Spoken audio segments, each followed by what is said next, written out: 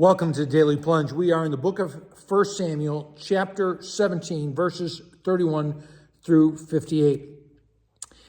After David says, hey, I'll take on Goliath, and that gets told around camp, it comes to the ears of Saul, and Saul says, well, we have a guy that'll fight Goliath, bring him here.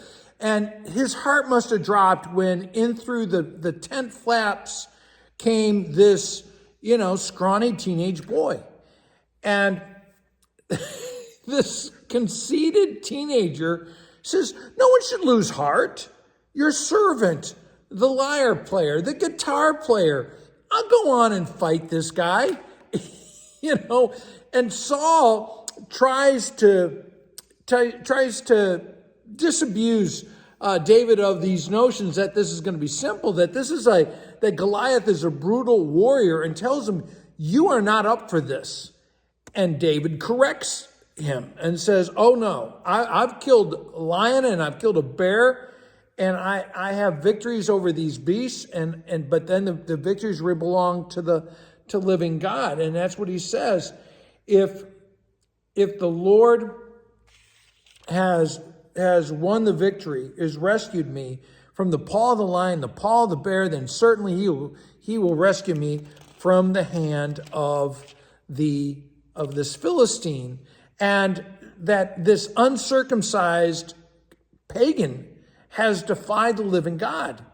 And the Lord will take this on. And this guy, he sort of do, right?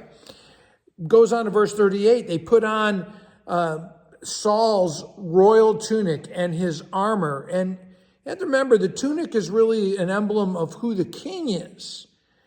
And you might even ask if perhaps they're putting David out as a decoy, like he's an imitation of Saul, and they don't expect him to live. Well, it doesn't fit David, full-size man's armor, and David says, he's following God, and no matter who's in front of him and who's behind him, doesn't matter. He is walking by faith, right? And the armor doesn't add anything. So he goes out and finds 5 smooth stones. Now, we should not think of these as pebbles. These are probably stones that weighed like a pound, maybe even, okay? These are rocks. And David, this good-looking, teenager, goes out there, and Goliath is infuriated. He's irritated by this because they're mocking him. Are you mocking me that you sent this little boy out here? You think so little of me that you send this kid. And he curses David by his pagan gods. And it's on. That this is between the pagan gods and the living God. And that's what David says. You come at me with sword and spear and javelin. You got these earthly weapons, but I'm not coming at you with earthly weapons. I'm coming at you with the name and the authority and the power of the Lord God Almighty.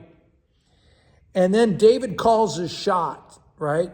He says, on this day, the Lord is going to bring you down.